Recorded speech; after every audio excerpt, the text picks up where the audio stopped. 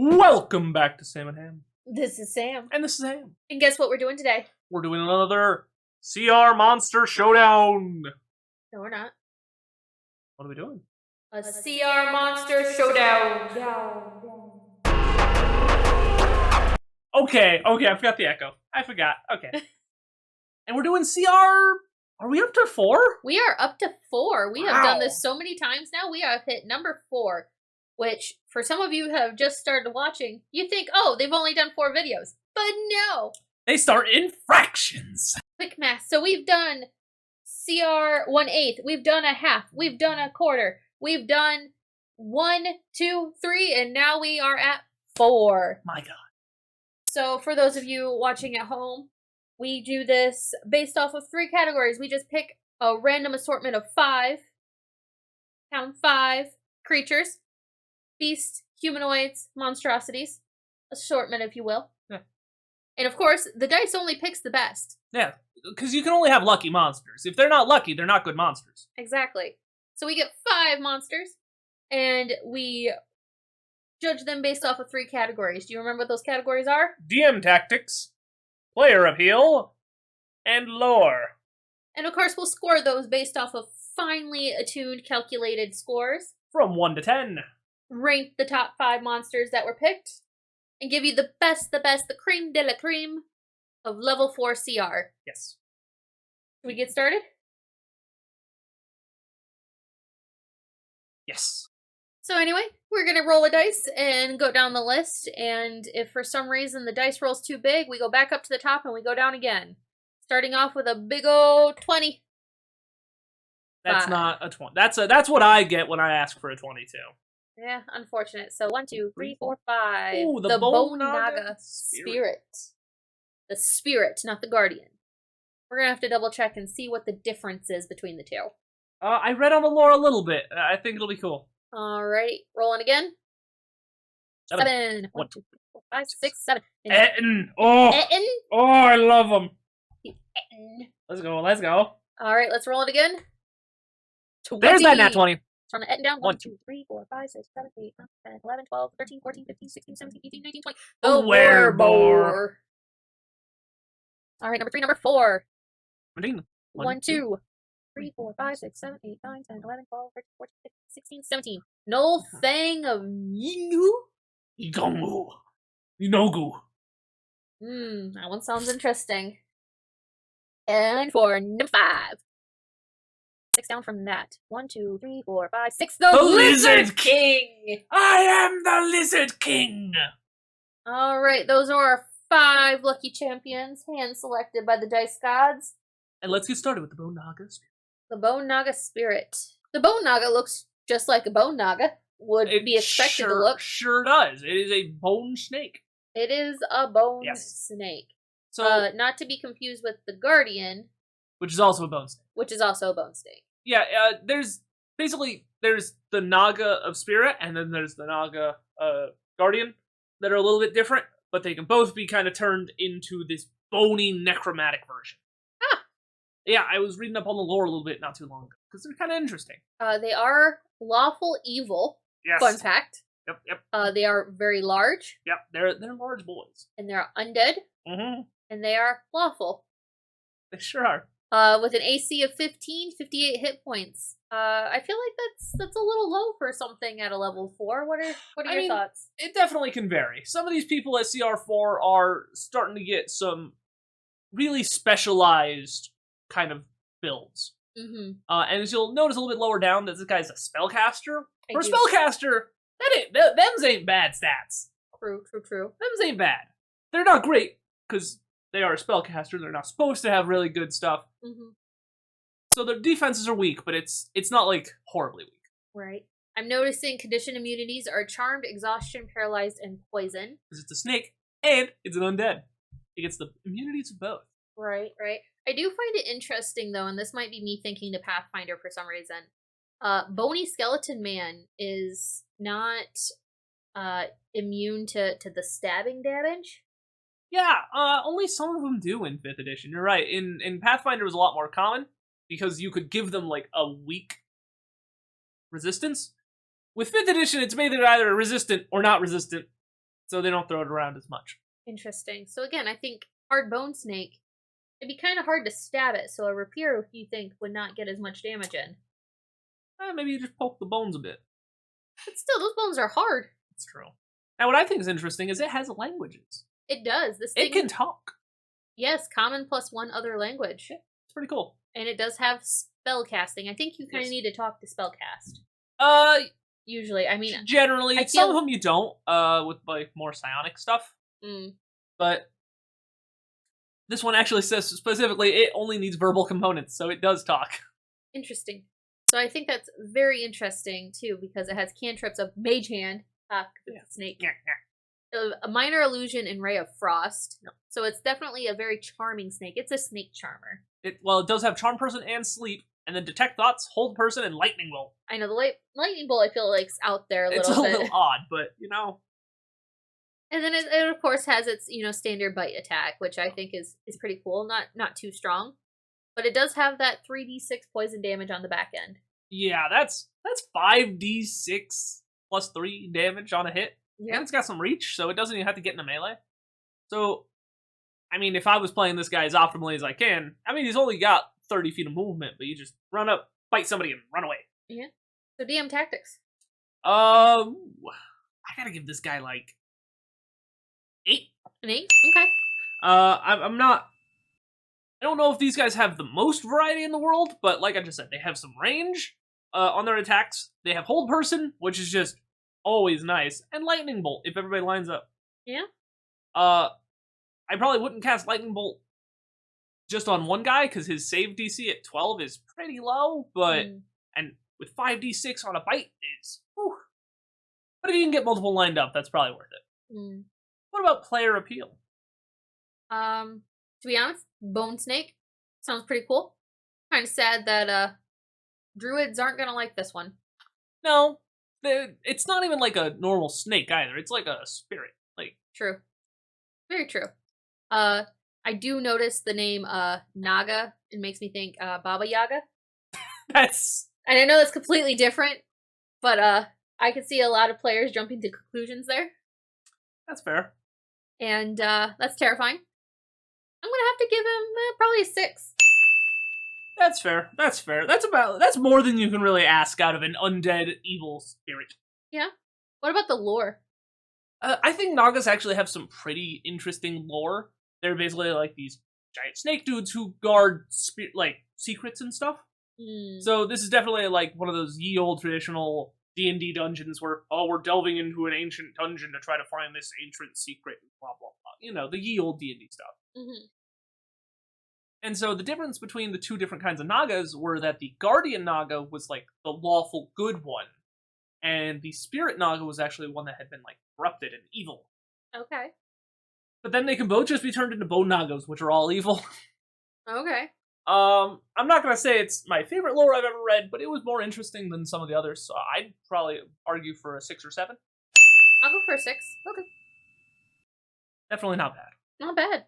Not a bad start. The next up is the Ettin? The Ettin.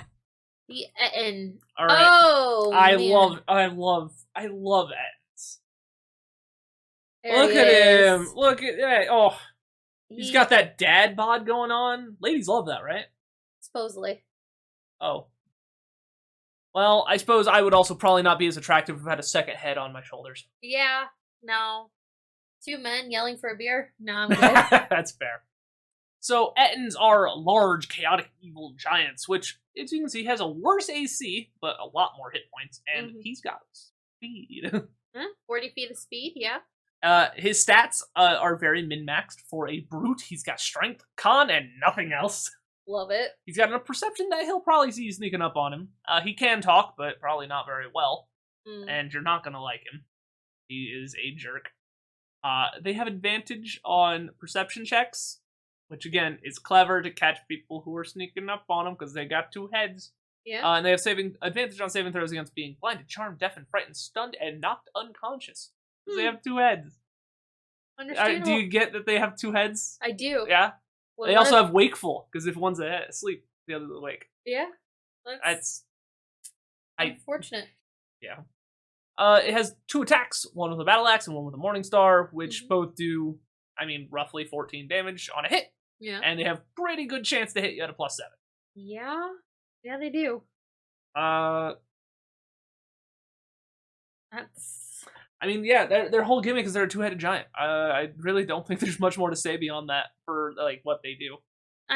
This guy's pretty cool, but, he doesn't seem to have anything other than he's the big brute. He kind of reminds me of the Minotaur.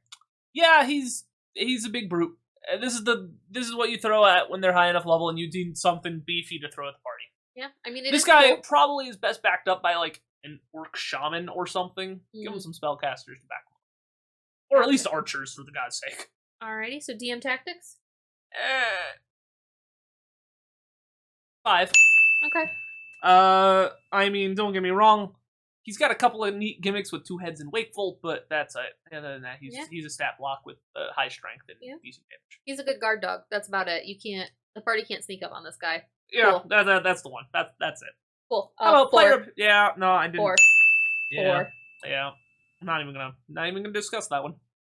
Lore, dual personality, solitary lives, 2 heads are better than 1, orcish ties. In the top, it says Ettin relates to ugly giant. I love it. Based off of lore right there. They're the temple to the Demigorgon, because the Demigorgon has 2 heads too. That's clever. Just because of that, I'll give it a 4. 4? Yeah. They're cool. I like do love that the twin heads are always the same gender with a body to match. Yeah, they didn't want to talk about that one. Females are the dominant gender. Oh, I didn't know that. Apparently. But moving on, the Wereboar. The Wereboar. See, before I started playing, oh, look at him. Oh, I don't like his face. He looks more like a man with a boar, like, skin on, not... Yeah, a little bit. Before I played D&D, I didn't realize that there were other things than wolves. Oh, they have multiple stats here. So it's a medium humanoid, so normal size here. ACE is 10 in human form with natural armor. It's 10 in humanoid or 11 in boar or hybrid. Yeah. So, wow, he has garbage AC. Fair amount of hit points. Yeah, but not as much as the Ettin. True. And then different speeds based off of what form he's in. So I do like that dual stat there. Yeah. The were creatures are always a little interesting because they kind of look like a normal human. They can look just like the animal, or they can look like the mix, which is what you saw in that first picture. Apparently they're neutral evil, though. Tendency. Yeah. So every were creature has a different alignment, which is interesting. Like werewolves are chaotic evil. When you shapeshift into a werewolf, you become chaotic evil. However, when you turn into different ones, you get a different alignment. Like these guys are neutral evil, or you can be a werebear, and they're lawful good. Can you imagine turning into a bloodthirsty bear and now you're a better person? That's sad. Yeah, but cool. Look at damage immunities, and take a look at that boy. Yeah, he's anything that's non-magical, he ain't getting sliced. Yeah, that's kind of why I hate the were creatures in 5th edition. Like, I understand that this is supposed to make them incredibly scary for, like, the commoner. Like, if you're a commoner, you know, oh, you gotta keep that silver dagger on you, or else you can't defend yourself from the werewolf. It's cool, it's kind of clever. But the problem is, like you can see, his defenses are garbage compared to the Ettin. And he's basically relying on that damage immunity to keep him afloat. So your party is either going to blow by this guy because they have magic weapons, or just be stonewalled. Yeah. He is that shapeshifter. You've already mentioned that before. Any equipment wearing or carrying isn't transformed, however. Yeah. So it loses whatever equipment. So he goes through a lot of shorts. Yeah. Basically. He's got tattered clothes. He does have that relentlessness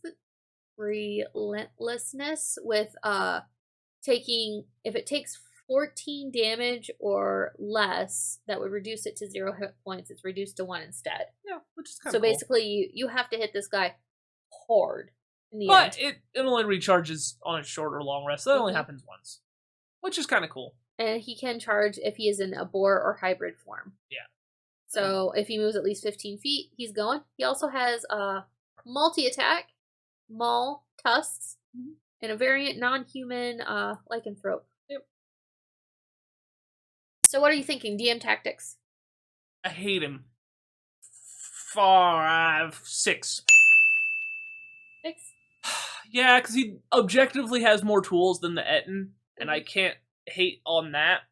And there's always, that common theme of, oh, you just meet a random guy, haha, it's actually a Wereboar. There's stuff you can do with them, I just hate it. Because, again, the damage immunity is either worthless or it's going to stonewall players. And then at the bottom there, you can actually see he can curse your players with lycanthropy on his weapon attacks, which can be cool, but also could just be lame. Understandable. It really depends on how the DM plays that.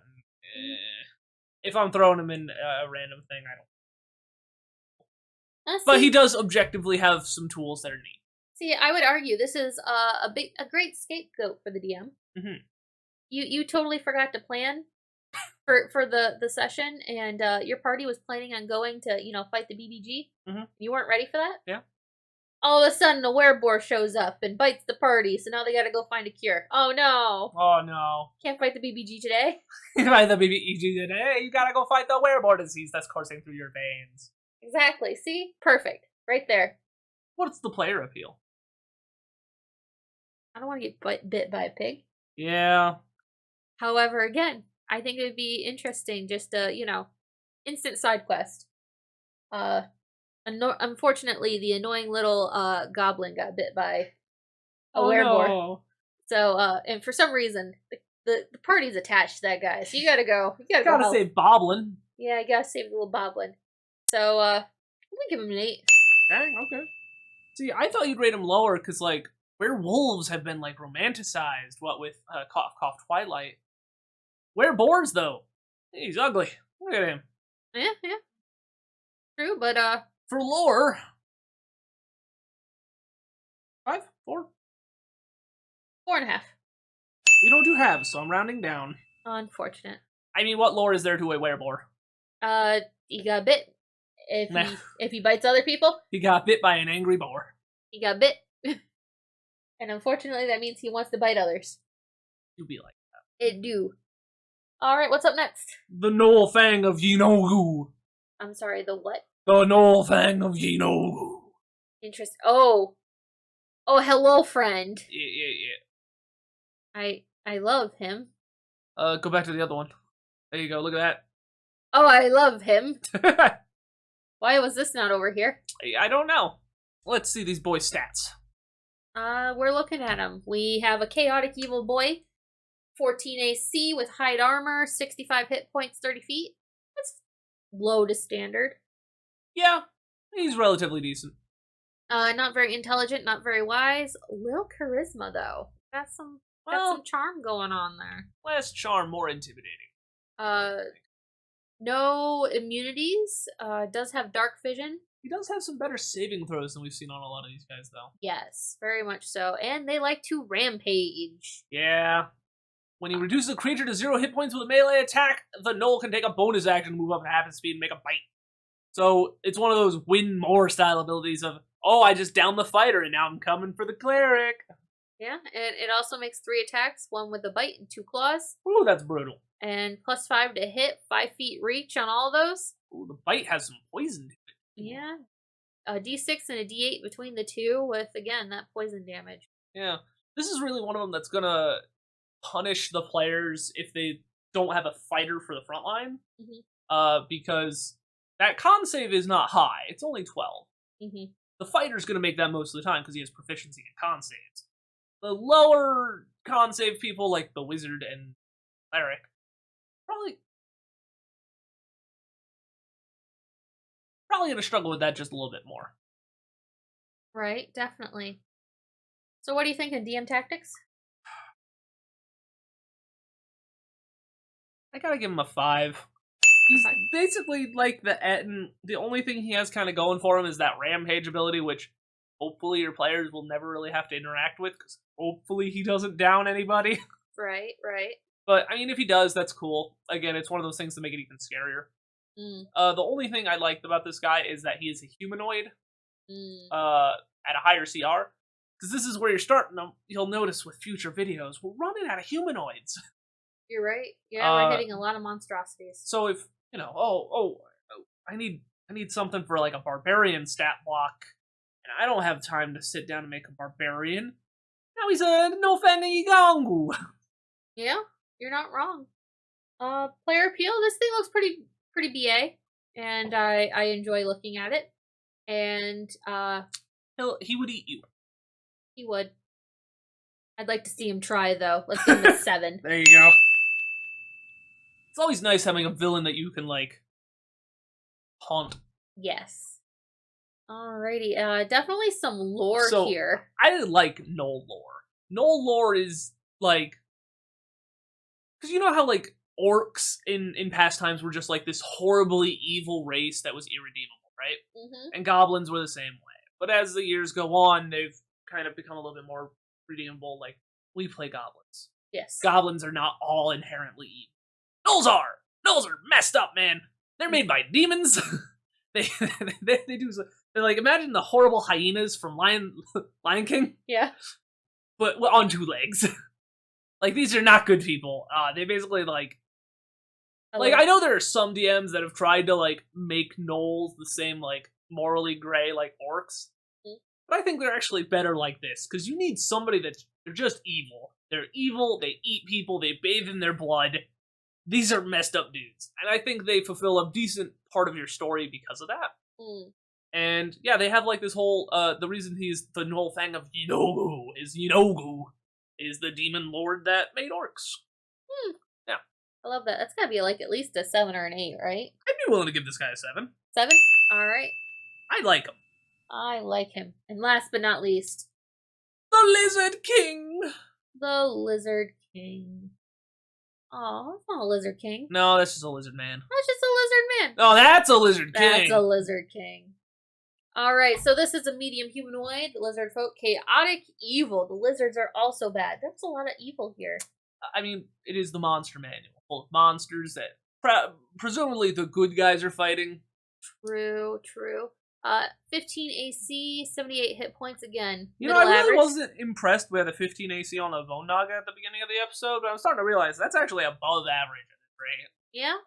It does have that 30 movement, and it's got a swim speed, as most lizards do. Yeah. Pretty much a standard lizard stat block, just a little bit higher. Yeah, it's basically just a stronger lizard. It's got a proficiency in con and wisdom saves, which are 2 of the 3 strong saves, and not like his dex is bad. Yeah, does speak Abyssal and Draconic. Well, that's a little edgy. And you cannot frighten this boy. He's a brave boy. He is a very brave boy. He is Stonewall right there. He's got stealth, though, so he's going to be sneaking up on the party. Yeah. He can hold his breath for 15 minutes. He has a trident, and he likes to skewer people. Yeah. A skewer makes him do bonus damage, and he gains some temp HP, although the damage don't. Oh, man. That's pretty cool. I don't remember lizard people ever doing that. I don't know if you ever fought a lizard. I have not fought a lizard king, but let me tell you, I like him. What's the DM tactics? Well, he's got 3 attacks. Or, no. 2 attacks. 2 attacks. Which... You're probably gonna be...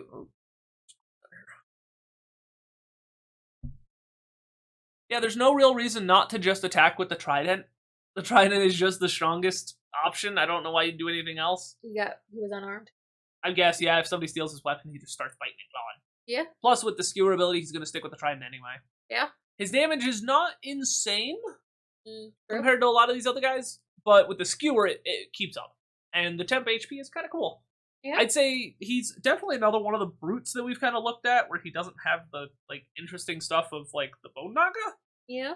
But more interesting than the Ettin, so I'd have to give him a 6. Understandable. How about lore? Or how about player appeal? Player appeal. I mean, he is the Lizard King. If I'm fighting him, I've done something to tick him off. Yeah, that's Therefore, bring it on, big boy. I'm gonna give him an 8. Ooh, okay. And lore. He's got no lore. Yeah, he's a lizard. He's a big lizard. He's a lizard. He's a big lizard who managed to, for some reason, be crowned king of the other lizards. Because he was the biggest lizard. Most likely. I mean, they don't have no lore, but... True, they are xenophobes. They're big crafting. They're big yeah. into crafting, and they have... Yeah. They eat people. Yes, the standard lizard folk stat black background. Yeah. I'd give him a 4. I'd argue for a 5. All right, 5. The lizard folk have enough lore that I probably am willing to admit I don't know it all. Understandable. But with that, we gotta do some beep boop calculations.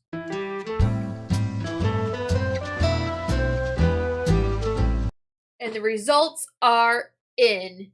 And let's start with the worst of the best. Number 5. The Ettin. The Ettin, really? He's got no abilities, and he's not that interesting. The best he's there for is a good laugh and a big brute if you need him to fight. Understandable. Number 4. The Wereboar. It rhymes. The Wereboar. They don't have a whole lot of lore, and they're not that interesting in combat. You can make some probably kind of cool, like, encounters with them of were animal things and shenanigans, but, like, Understandable. Understandable. Number 3. We have a tie! A tie? I know! The Fang of Yinogu is also tied with the Lizard King. Number of syllables, I think the Knoll gets to bump up to number 2, so Okay. Lizard King number 3. That's an objective way to do it. Lizard King was cool, he's interesting, like you mentioned, that if you're fighting a king, that's pretty cool. But he doesn't have a whole lot of lore, his stat block isn't that interesting, none of his abilities really change how the fight works other than the skewer, but it's neat. And then number 2. The Fang of Yinogu. Nice. He's vaguely interesting, he's got cool lore, but his stat block is kind of too boring to take home first place. Understandable. So that number 1 spot, the cream de la creme. Bone Naga. The Bone Naga. He's an ancient undead snake man with spellcasting. I mean, spellcasting is always going to make for a more interesting enemy. Very true. Just more fun to use in combat, and that's really what brought him home. Very true. I want to point out, the thing that won today still didn't have arms. It wasn't a plant, but it didn't have arms. Are arms just objectively holding us back? Find out in the next episode where I chew off my shoulder. Until next time, this is Sam. This is two-armed ham. Thanks for watching.